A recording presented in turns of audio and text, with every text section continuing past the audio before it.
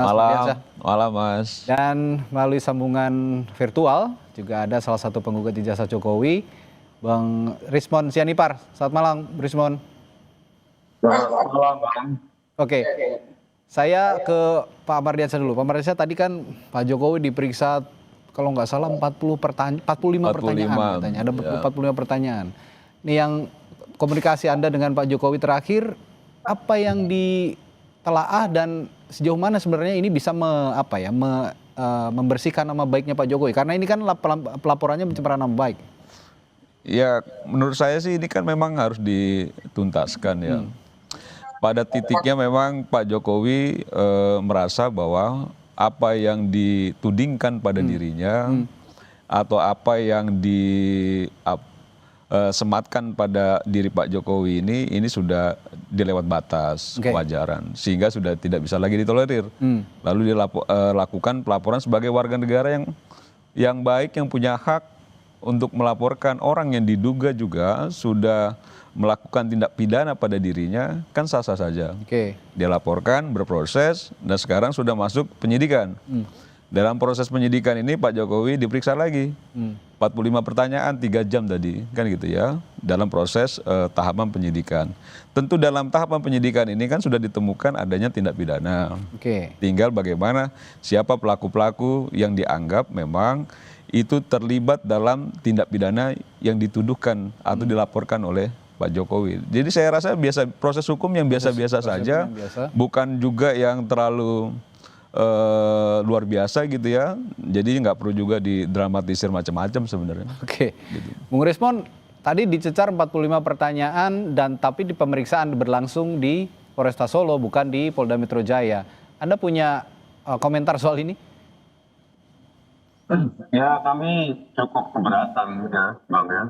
Karena ya Pak Jokowi kan melaporkannya di Polda Metro Jaya. Kalau ini diperiksa di Polresta Solo, ya harusnya dilaporkan di sana saja. Gitu. Jadi ada asas equality before the law. Ini kan Pak Jokowi ingin memidana kami, memenjarakan kami, tetapi tidak siap untuk sibuk dan capek seperti kami yang jauh-jauh juga dari Sumatera siap datang, dipanggil. Itu sudah 2 kali kami diklarifikasi di Polda Metro Jaya. Dan kami datang, kami menghormati hukum. Tetapi Pak Jokowi dalam hal ini tidak memberikan contoh seperti kami. Kalau warga biasa, ya seharusnya penyidiknya yang tidak boleh datang dong ke tempat terdekat dari Pak Jokowi. Kalau begitu, nanti kami juga bisa buat alasan yang sama sehingga seperti saya ya di Polres Baligi saja yang tempat pemeriksaan saya kan begitu. Asas atau prinsip equality before the law ini saya kira tidak ditegakkan oleh Polri dengan baik, gitu Bang. Ada komentar? Bukan begini, kalau kita memang taat aturan, bahwa memang dimungkinkan juga aturan bahwa dalam proses hukum itu pemeriksaannya tidak di Polda Metro, tapi juga di Polresta Surakarta ya. Dan nggak cuma Pak Jokowi. Ada 11 orang sama Pak Jokowi itu. Jadi ada 10 orang lain yang diperiksa. Jadi bukan hanya Pak Jokowi. Kebetulan memang dilakukan pemeriksaan secara berbarengan dengan yang lain. Dan Pak Jokowi salah satunya kan nggak salah juga diperiksa di situ. Dan tidak menyalahi aturan. Yang paling penting itu diakomodir dalam aturan. Persoalan bahwa orang berkenan tidak berkenan soal lain. Orang suka tidak suka soal lain juga. Kan nggak mungkin juga akhirnya kita penuhi selera orang kan gitu ya. Tapi bahwa memang itu tidak melanggar aturan. Ya saya rasa ya oke-oke aja kan gitu loh. Bahwa memang sekarang itu fokus pada penegakan hukum ya silakan fokus pada itu gitu ya. Bukan mempersoalkan soal yang tetek bengek. Yang menurut saya ini bukan soal rasa keadilan tapi bahwa aturannya mengakomodir itu. Jika aturan tidak mengakomodir, mungkin kita juga melihat bahwa ini ada kesalahan. Ini tidak ada kesalahan kok. Ini secara aturan memang diakomodir gitu. Jadi tidak ada masalah ketika Pak Jokowi diperiksa di Polres dan itu bagian dari Kepolisian Republik Indonesia juga. Kecuali memang Pak Jokowi ini diperiksanya bukan di kantor polisi gitu. Ini diperiksa di kantor polisi juga Mas. Karena ada halangan, berarti itu menurut Anda sah-sah saja kan? Iya sah-sah saja. Dan itu berbarengan juga sama yang lain. Nggak ada masalahnya. Ada penilaian publik juga yang menganggap bahwa kasus ini sangat berlarut-larut seperti tidak ada ujungnya. Dan kemarin Bung Rismon dan teman-teman juga mengatakan perlu ada gelar perkara khusus juga nih Bung Rismon. Apa maksud gelar perkara khusus ini diajukan kembali setelah kemarin di Bareskrim juga sudah digelar?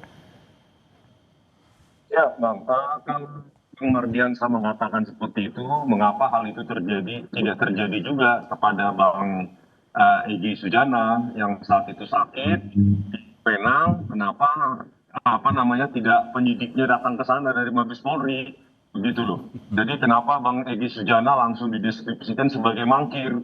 Kan ini kan tidak ada perlakuan yang sama oleh kepolisian.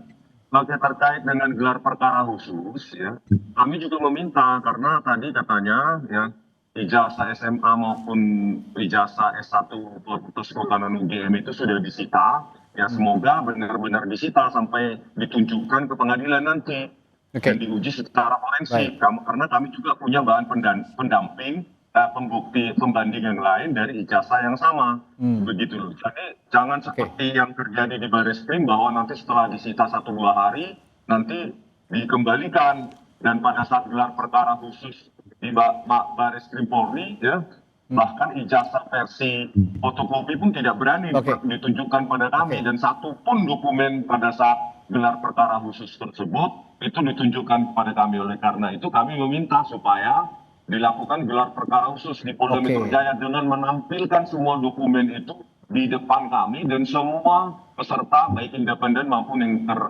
terkait, itu supaya kita lihat sama-sama, begitu Bang. Supaya jangan terjadi lagi seperti gelar perkara khusus yang seperti bahwa ujian skripsi saja jauh lebih ilmiah daripada itu, begitu Bang. Ini kan objek perkaranya tadi ijazah memang, sehingga wajar juga jika proses pemeriksaan tadi menyita, ya, dalam bahasa hukumnya itu menyita ijazah SMA dan S1-nya Pak Jokowi. Nah, tapi sejauh mana ijazah SMA dan S1-nya Pak Jokowi ini bisa, ya, sedikitnya menemukan titik terang juga ujung dari perkara ini akan kemana. Kita akan bahas sesaat lagi di Sapa Indonesia Malam. Tetaplah bersama kami. Ya, kita lanjutkan kembali perbincangan, masih membahas tadi pemeriksaannya Presiden ke-7 Republik Indonesia Joko Widodo soal laporan pencemaran nama baik yang menuding ijazah Pak Jokowi adalah palsu. Nah, tadi hari ini juga pada saat memenuhi panggilan Polda Metro Jaya di Polresta Solo, Pak Jokowi menyebut ada 2 ijazah, ya, Pak Mardiansa. Ada 2 ijazah yang disita oleh polisi, ya, ijazah SMA dan juga ijazah S1. Ya, pantas saja memang seperti agak kasar disita, tapi memang objek perkaranya ijazah. Tapi sejauh mana ijazah ini juga bisa memberikan perkara ini semakin terang, akan ujungnya akan kemana sebenarnya? Ya pasti terang Mas. Kan yang dituding Bang Rismon dan kawan-kawan ini ijazah Pak Jokowi palsu. Ijazahnya sudah disita.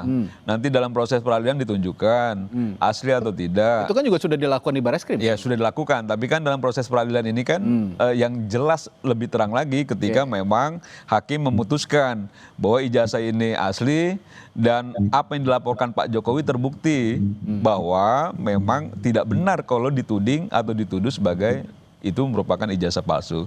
Sehingga yang 12 nama tadi termasuk Bang Rismon ini ya tinggal siap-siap saja. Gitu. Jadi maksud saya dibanding ngabisin energi untuk bicara soal-soal lain, jauh lebih baik itu bersiap diri. Ini siap-siap untuk apa nih? Ya siap-siap jika memang vonisnya sudah tidak bisa dibendung lagi, karena kan kebenaran itu akan... Maksud Anda siap-siap menjadi tersangka begitu?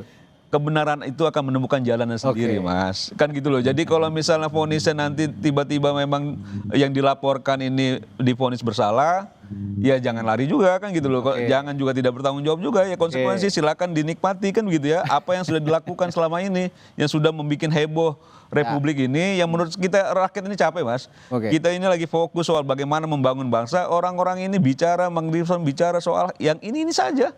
Kadang balik ke kiri, balik ke kanan, itu aja poinnya. Siap-siap menerima konsekuensi katanya Bang Rismon kalau memang nanti dinilai oleh Polda Metro Jaya ijazah Jokowi ini asli begitu, mulai dari SMA dan S1. Bagaimana nih? Ya, kami tentu siap dengan segala konsekuensinya. Kami kan berbasis ilmiah bahwa tadi ketika mendatangi Mapolresta Solo kan Pak Jokowi sempat mengatakan bahwa beliau ya tidak tahu apa yang diupload oleh Pak Dian Sandi Utama. Nah, ini kan menjadi menarik lagi. Sebenarnya ijazah yang ada ya di tangan Pak Jokowi dengan ijazah yang diupload oleh Dian Sandi Utama berarti ada 2 ijazah yang berbeda. Ya. Jadi ini perlu pengkajian kembali karena karena kemarin pada saat Pak Dian Sandi Utama itu mendatangi Pak Jokowi seolah-olah bahwa dikatakan bahwa apa yang diupload oleh Pak Dian Sandi Utama adalah yang dimiliki atau serupa atau identik dengan apa yang dimiliki dipegang oleh Pak Jokowi.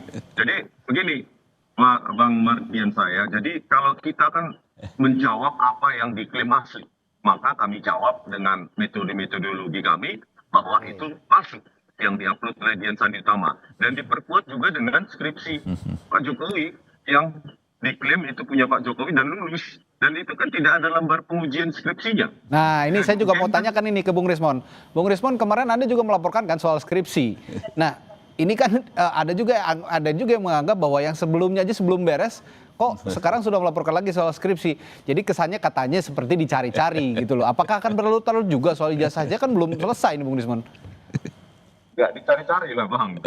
Ini sudah memang fondasi kajian kami. Kalau waktu untuk pelaporan itu kan kami punya hak ya untuk mengexercise hak kami, sama seperti Pak Jokowi melaporkan. Ya, jadi ada 3 laporan yang ada di Polda DIY. Yang pertama adalah penyebaran berita bohong terkait tidak adanya peran pembimbingan skripsi maupun pembimbingan akademik oleh Pak Kasmujo, yang sudah dibantah sendiri oleh Pak Kasmujo, dan jurnalis Kompas TV juga Bung Dipo Nurbahagia juga mendapatkan jawaban yang identik dengan apa yang saya dapatkan dari Pak Kasmujo. Yang kedua, laporan dugaan skripsi palsu. Ya, karena kami mendapati bahwa lembar-lembar pengesahan skripsi tersebut itu kosong. Ada orang yang kosong juga. Dari Pak Sigit Harunarta dan lainnya itu lembar pengesahan skripsi kosong. Dan bahkan ada satu orang nama dosen ya, Pak Insinyur Hasan Simon SU, itu di 2 skripsi yang berbeda, itu tanda tangannya berbeda. Berarti kami duga ada manipulasi di Oke. Baik.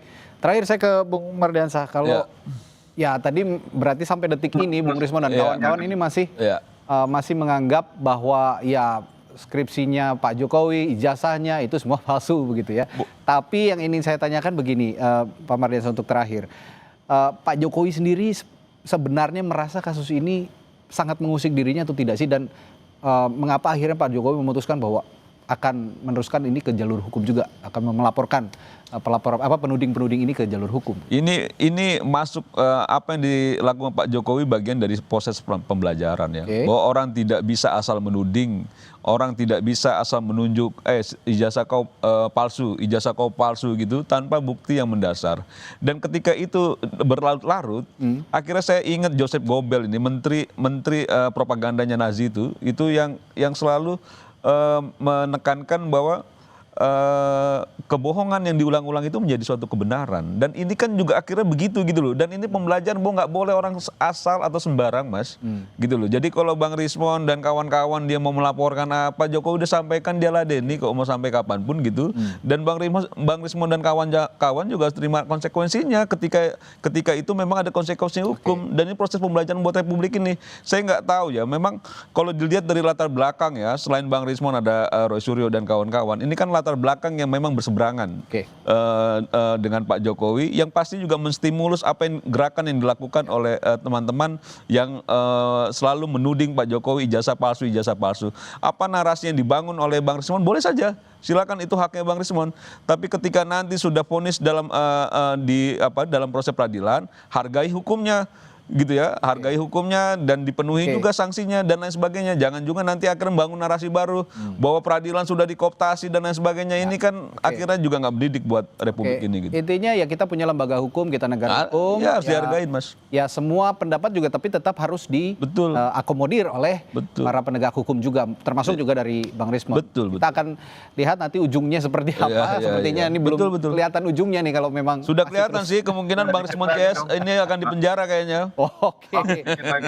Akan dikenakan sanksi hukum ini.